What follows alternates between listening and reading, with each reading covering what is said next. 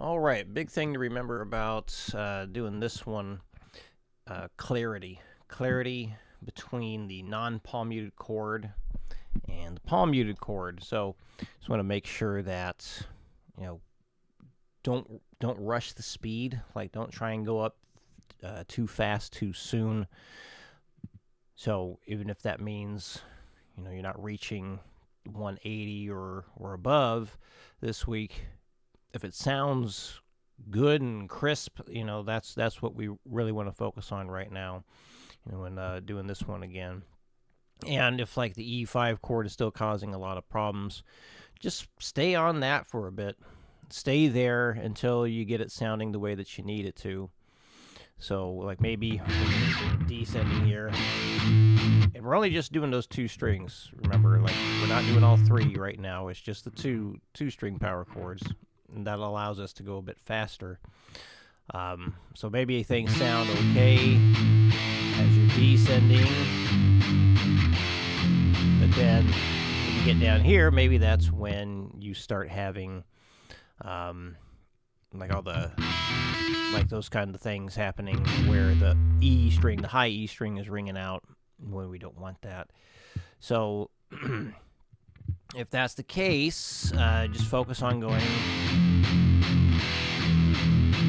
like maybe that transition part, or if the transition is not hurting anything, then just focus on that E5, making sure that you're able to go between the non-muted and the muted so it sounds good. So when I'm not palm muting, I'm taking my hand completely away. But when stay there. When I go back for the palm muting, the pinky is sitting down across everything.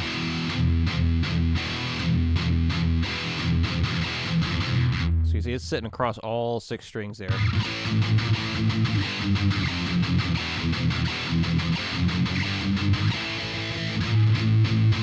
yeah, it's sitting all the strings. So if it's not on there, you hear that? That's what you were experiencing.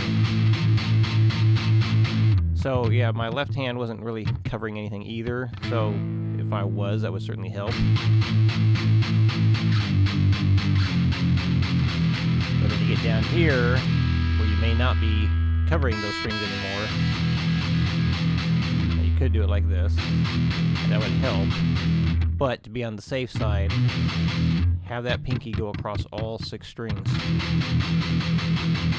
So this way, if you're not muting well with the left hand, the right hand's taking care of it. So then that's gonna, transfer to like single string things, because like maybe you're gonna be doing a single string thing.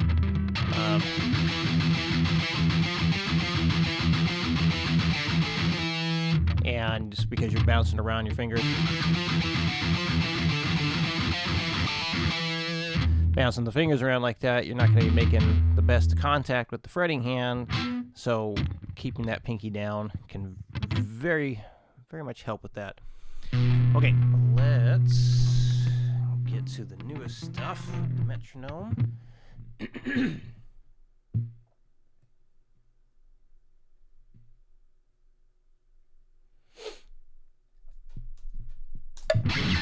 All right, so 3, 4. Here we go. 1, 2, 3, 4. Why did I say 4? Count of 3. 1, 2, 3.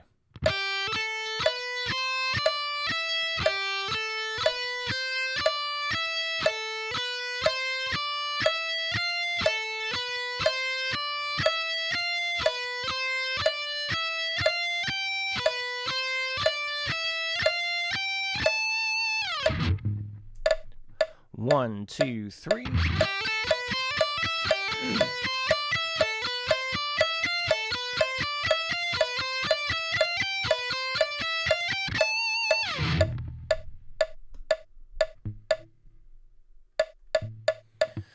One, two, 1, 2, 3.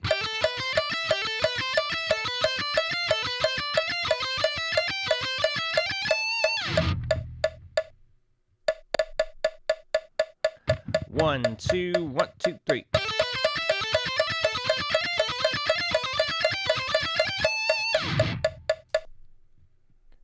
Number 3, up and down the blues scale, A minor blues scale. 1, 2, 3, 4.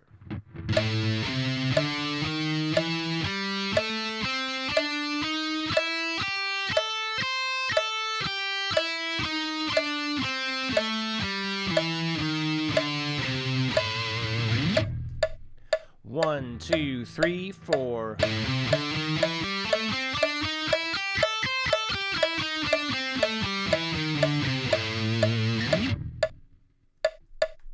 One, two, 1, 2, 3, 4.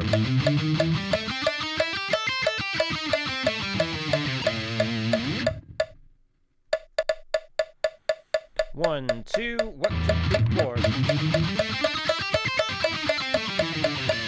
1, 2, 1, 2, 3, 4. 1, 2, 1, 2, 3, 4.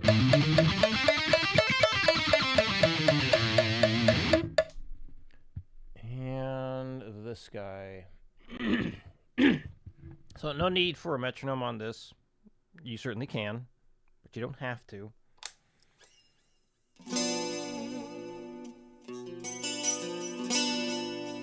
So yeah, the main thing is just get used to the shapes. That's what we really want. I want you to have each shape memorized. Because yeah, we're diving more and more into theory. Very important, in my view, to know it all, like all the different aspects of it. So, because like beyond just holding that chord, like you can do more things, with chord shapes in general. Like it's not always just about holding chord shapes like that. Like you can make riffs and whatnot with those things.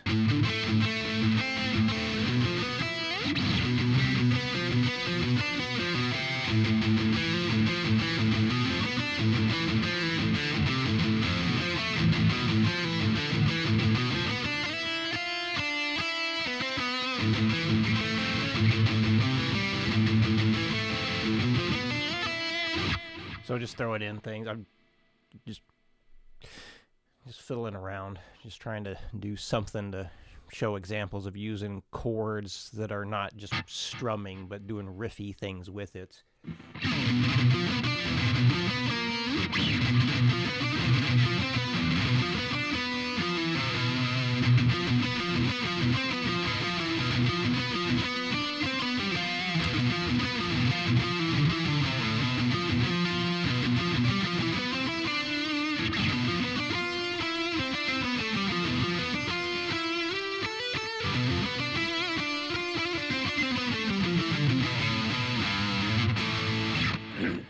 So that was all just based off of that diminished shape here. So there's how you use it, how you manipulate the notes or how you approach the notes. You can really get a lot out of these things that you may have not thought of, like without experimenting with the sounds in different ways. A lot of stuff that maybe I have written, I never would have come up with some of the ideas I did had I not learned and taught all these theory things. So it's kind of like exposing your ear palette to new things, which could unlock all kinds of stuff for you, which could very well go or work with the improvisation stuff that you do. And we will be getting into arpeggios, not just arpeggiating a chord, but those kinds of things. So this big old diminished arpeggio right there. So anyway, yeah, just getting it memorized is the big thing. Moving this up and down just kind of helps with the memory of it.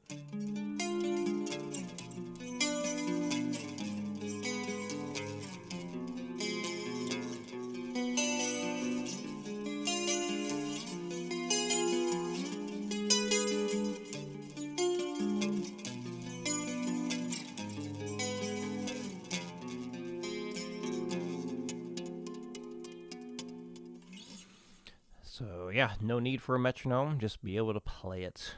Get comfortable with the weird shapes. And there we go. All right, any questions come up, let me know. Remember, start your practice sessions with the scales, and see you again next week.